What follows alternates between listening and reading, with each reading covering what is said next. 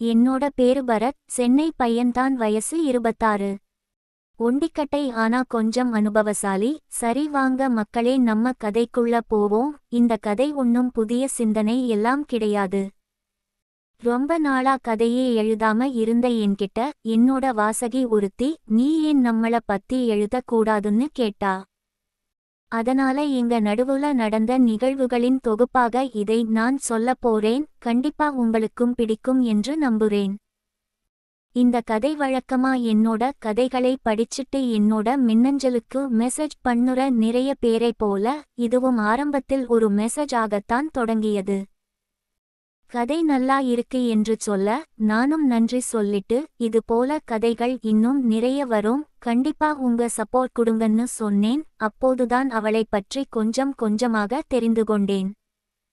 அவளோட பேரு ரம்யா, தேனி மாவட்டத்திலிருந்து பேசுறதாகவும் வயது 24 என்றும் சொன்னா. ஆரம்பத்துல சாதாரணமா கதை நல்லா இருக்குன்னு மெசேஜ் பண்ணி இருந்தா நானும் வழக்கம் போல நன்றி சொல்லி பேச ஆரம்பிச்சேன். ஆனா நாட்கள் போக போக எங்களோட பேச்சு ஒரு வாசகி, எழுத்தாளர் என்ற தூரத்தில இருந்து மெதுவா மாற ஆரம்பிச்சது. காலை வணக்கம் சொல்லுறது, சாப்பிட்டியா கேக்குறது, நாள் எப்படி போச்சு என்று பேசுறது, இப்படி சின்ன சின்ன விஷயங்கள்லயே ஒரு நெருக்கம் உருவாக ஆரம்பிச்சது. ரம்யா ரொம்ப அமைதியான பொண்ணு. ஆரம்பத்துல கொஞ்சம் தயக்கமா பேசினாலும் பழக பழக மனசு திறந்து பேச ஆரம்பிச்சா. அவள் இதுவரைக்கும் யாரையும் விரும்பியது கூட இல்லன்னு சொன்னா. வீட்டுல ரொம்ப ஸ்ட்ரிக்ட், அதனால அவளோட ஆசைகள், வருத்தங்கள், எண்ணங்கள் எல்லாமே அவளுக்குள்ளேயே அடக்கி வைச்சிருந்தா. என்கிட்ட பேச ஆரம்பிச்ச கொஞ்ச நாளிலேயே எங்க நடுவுல ஒரு நல்ல நெருக்கம் உருவாக ஆரம்பிச்சது. அது காதலா நட்பா என்று பெயர் வைக்க முடியல, ஆனா ஒருத்தரை இன்னொருத்தர் தேடுற அளவுக்கு ஒரு புரிதல் வந்துடுச்சு. அவளும் என்னிடம் மனசுவிட்டு பேச ஆரம்பிச்சா. எங்களுக்குள் உருவான அந்த நெருக்கம்தான் மெதுவா எங்க நடுவுல ஒரு விதமான ஈர்ப்பும் மலர காரணமா அமைஞ்சது. ஆரம்பத்துல எல்லோரையும் போல இவளும் கொஞ்ச நாள் பேசிட்டு போயிடுவாளோன்னுதான் நான் நினைச்சேன். ஏன்னா இப்படி மெசேஜ் பண்ணி பேசுற பல பேரும் கொஞ்ச நாள் கழிச்சு காணாம போயிடுவாங்க. அதனால பெரிய எதிர்பார்ப்பு எதுவும் வைக்கல. ஆனா இது அப்படி கொஞ்ச நாள் பேசிட்டு முடிஞ்சுரா உறவு இல்லன்னு எனக்கு அப்போ தெரியல. நாள் போக போக நாங்க ரொம்ப நெருக்கம் ஆக ஆரம்பிச்சோம். ஆரம்பத்தில் கூகுள் சாட்ல ஆரம்பிச்ச எங்களோட பேச்சு மெதுவா நேரம் பார்க்காம பேசுற அளவுக்கு மாறிச்சு. என் மீது அவளுக்கு முழு நம்பிக்கை வந்ததால ஒரு நாள் தயக்கத்தோட அவளோட வாட்ஸ்ஆப் நம்பரையும் எனக்கு தந்து பேச ஆரம்பிச்சா. அந்த சின்ன விஷயம் கூட நான் உன்னை நம்புறேன்னு சொல்லாம சொல்லுற மாதிரி இருந்துச்சு. பின்பு ஒரு நாள் அவளே என்னோட நம்பருக்கு கால் பண்ணி பேசினாள். முதல் முறையா அவளோட குரலை கேட்டப்போ ஏனோ ரொம்ப நாள் தெரிஞ்ச ஒருத்தர் பேசுற மாதிரி ஒரு நெருக்கம் தோணிச்சு. அதுக்கு பிறகு ஒரு நாள் தன்னோட இஃபோட்டோவையும் அனுப்பி நான் எப்படி இருக்கேன்னு கொஞ்சம் தயக்கத்தோட கேட்டா. அவள் கொஞ்சம் குண்டாகத்தான் இருப்பா, ஆனா உண்மையா சொல்லணும்னா பெண்களோட அந்த கொழுப்பும் அவர்களுக்கு ஒரு தனி அழகாதான் இருக்கும். குண்டாகத்தானே இருக்கேன்னு அவளே கொஞ்சம் தயக்கமா கேட்டப்போ நான் சிரிச்சுக்கிட்டே, உடம்பு எப்பவுமே முக்கியம் இல்ல, மனசும் அன்பும்தான் முக்கியம்னு சொல்லி பேசினேன். அந்த வார்த்தை அவளுக்கு ஏனோ ரொம்ப பிடிச்சு போன மாதிரி இருந்துச்சு. நாள் போக போக எங்க 2 பேருக்குள்ளேயும் ஒரு நல்ல அன்பு உருவாக ஆரம்பிச்சது. தினமும் என்னிடம் பேசுவாள். அவளுக்கு பிடிச்சது என்ன, பிடிக்காதது என்னன்னு கொஞ்சம் கொஞ்சமா தெரிஞ்சுக்கிட்டு அவளுக்கு சந்தோஷம் தருற மாதிரி பார்த்து பார்த்து நடந்துக்க ஆரம்பிச்சேன். அவளுக்கு என்னிடம் பேச அவ்வளோ பிடிச்சிருந்துச்சு. எனக்கும் தான். அவளோட சந்தோஷம், ஆசை எல்லாமே என்னிடம்தான் பகிர்ந்து கொள்வா. நாள் எப்படி போச்சு, வீட்டுல என்ன நடந்துச்சு, மனசுல என்ன இருக்கு எதையும் மறைக்காம பேச ஆரம்பிச்சா. அப்போதான் தேனியிலேயே ஒரு சின்ன அலுவலகத்தில் வேலை கிடைச்சிருக்கு என்றும் வீட்டுல ரொம்ப கேட்டு அனுமதி வாங்கி அந்த வேலைக்கு போறேன் என்றும் சொன்னா. அதுக்கான காரணமும் நான்தான் என்று சிரிச்சுக்கிட்டே சொன்னா. வீட்டுலயே இருந்தா உன்னை பார்க்க முடியாதுல, அதனாலதான் வேலைக்கு போறேன்னு அவ சொன்னப்போ உண்மையாவே எனக்கும் ஒரு சந்தோஷம். ஆனா வேலைக்கு சேர்ந்த உடனே விடுமுறை போட முடியாதுன்னு 1 மாதம் 2 பேரும் பொறுத்துக்கிட்டோம். அதுக்கப்புறம் ஒரு நாள் அவளே விடுமுறை போடுறேன்னு சொன்னா. ஆனா குரல்ல பயம் தெரிஞ்சுச்சு. நான் தான் அவளுக்கு தைரியம் சொல்லி நான் வரேன் பயப்படாதன்னு கூப்பிட்டேன். நானும் இங்கிருந்து அவளை பார்க்கவே கிளம்பி சென்னையிலிருந்து தேனி போய்ச் சேர்ந்தேன். அடுத்த நாள் காலை தேனி பேருந்து நிலையத்துல 2 பேரும் முதல் முறையா சந்திச்சுக்கிட்டோம். ரொம்ப ஆடம்பர அழகி எல்லாம் இல்லதான். ஆனா பார்த்த உடனே எல்லாருக்கும் பிடிச்சிடும் மாதிரி ஒரு முகம். பெண்களுக்கே உரித்தான அந்த வெட்கத்தோட என்னை நோக்கி நடந்து வந்தா. சிரிச்சப்போ அந்த புசு புசு கன்னத்துல அழகா ஒரு குழி விழுந்துச்சு. உண்மையாவே சொல்லணும்னா அங்கேயே நான் விழுந்துட்டேன் மக்களே. 2 பேரும் பேருந்து நிலையத்துல ரொம்ப நேரம் இருக்க வேண்டாம்னு அங்கிருந்து கிளம்பி மாவூற்று வேலப்பர் கோயில் போனோம். தேனியிலிருந்து கொஞ்சம் தூரம் தான், ஒரு 30 கிலோமீட்டர் இருக்கும் ஆண்டிப்பட்டி பக்கம். அவளுக்கு பாதுகாப்பாவும் கொஞ்சம் அமைதியா பேசிக்கவும் இருக்கும் என்று நினைச்சு அங்க போனோம். 2 பேரும் மாலை பஸ் ஸ்டாண்டில் விட்டேன். அடுத்த நாள் எனக்கு போன் செய்து நான் ரொம்ப நாள் கழித்து சந்தோஷமாக இருந்தேன்.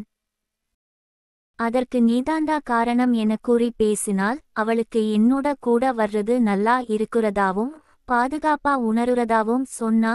அதை கேட்டப்போ எனக்கும் ரொம்ப சந்தோஷமா இருந்துச்சு. எப்பவுமே பெண்களுக்கு அந்த பாதுகாப்பான உணர்வை கொடுக்கணும் மக்களே. எங்கள் நடுவுல இருந்த தயக்கமும் கொஞ்சம் கொஞ்சமாக விலகியது அந்த ஒரு சந்திப்பிற்கு பிறகு. ஏன்னா எடுத்த உடனே அவளின் உடலிற்காக அவளை நான் நெருங்கல. அவ எதுக்காக இவ்வளோ நாள் ஏங்கி கிடந்தாளோ அந்த அன்பையும் பாசத்தையும் காதலையும் தான் முதலில் நான் கொடுத்தேன். இதை மட்டும் சரியா செய்ங்க நண்பா. அப்புறம் அந்த பெண்ணே அவளை உங்களுக்கு எப்படி தரான்னு மட்டும் பாருங்க. எங்கள் பேச்சும் கொஞ்சம் கொஞ்சமாக காதலில் இருந்து ஆசைக்கு போனது.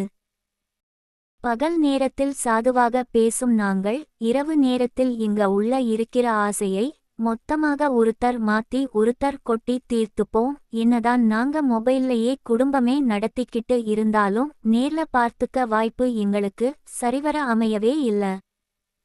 நாங்களும் அதுக்காக காத்துக்கிட்டுத்தான் இருந்தோம். ஏனோ அவளுக்குள்ள இருந்த பயம் அதை தள்ளி போட்டுக்கிட்டே வந்துச்சு. ஆனா ஒரு நாள் ஆசை பயத்தை ஜெயிச்சிடுச்சு. அவங்க வீட்டுல எல்லோரும் அவங்க அம்மாவோட சொந்த ஊரான கருணாத்தவன்பட்டி தேனிலிருந்து ஒரு 50 கிலோமீட்டர் தூரத்துல இருக்கும் ஒரு கிராமம் கம்பம் சுருளி ஃபால்ஸ் பக்கம் அங்க போக வேண்டிய ஒரு சூழ்நிலை வந்துச்சு. ஒரு இறப்பு செய்திக்காக போக வேண்டியிருந்தது. என்னோட தேவதை இந்த வாய்ப்பை விட்டா வேற கிடைக்காதுன்னு தெரிஞ்சுக்கிட்டு என்கிட்ட கூட சொல்லாம அவங்க கூட போகாம இருந்துட்டா. கேட்டப்போ புது ஆபீஸ்ல சேர்ந்தே 1 வருஷம் கூட ஆகல. லீவ் கேட்டா கொடுக்க மாட்டாங்கன்னு சொல்லிட்டு போகல. இவங்களுக்கும் அவ சொல்றது சரின்னு தோணிச்சு. அவளோட அப்பா அம்மா கிளம்பிட்டாங்க. அவளுக்கு துணையா அவளோட தம்பியை விட்டுட்டு போனாங்க. அவன் சின்ன பையன்தானே, அதனால பசங்கள விட்டுட்டு அவங்க மட்டும் கிளம்பி போயிட்டாங்க. இந்த வாய்ப்பை சரியா பயன்படுத்தணும்னு அவளுக்குள்ள எவ்வளோ பயம் இருந்தாலும் பயத்தை ஆசை எப்பவுமே ஜெயிச்சிடும் மக்களே. அதுதான் அங்கேயும் நடந்துச்சு. அவளோட தம்பியை ஒரு நாள் ஸ்கூலுக்கு அனுப்பிட்டு இவளும் வேலைக்கு போற மாதிரி அவன் கூடவே கிளம்பிட்டா. அவன் கண்ணை மறைஞ்சதும் திரும்பி வீட்டுக்கு வந்துட்டா. என்கிட்ட முன்னாடியே இன்னைக்கு எங்க ஊருக்கு வான்னு சொல்லி இருந்தா. ஆனா என்னக்காக அவ இவ்வளோ ஏற்பாடெல்லாம் பண்ணி வைச்சிருக்கான்னு நான் அங்க போற கடைசி நிமிஷம் வரைக்கும் தெரியாது. நானும் இங்கிருந்து கிளம்பி அவங்க ஊருக்கு போய் சேர்ந்தேன். அவ கொடுத்த முகவரிக்கு ஒரு ஆட்டோ பிடிச்சு சரியா போயிட்டேன். அவளுக்கு கால் பண்ணேன். நான் இருக்கிற இடத்துக்கு பக்கத்துல என்ன இருக்கு எதிர்ல என்ன இருக்கு எல்லாம் கேட்டுட்டு சரியா தான் வந்திருக்க, அப்படியே நேரா வான்னு சொன்னா. சரின்னு நானும் அவ சொல்றதை கேட்டுக்கிட்டே நடந்தேன். கொஞ்ச தூரம் போனதும் நில்லுன்னு சொன்னா. அங்க ஒரு சின்ன நீல நிற கேட் தெரியுதுல, அத திறந்து உள்ள வான்னு சொன்னா.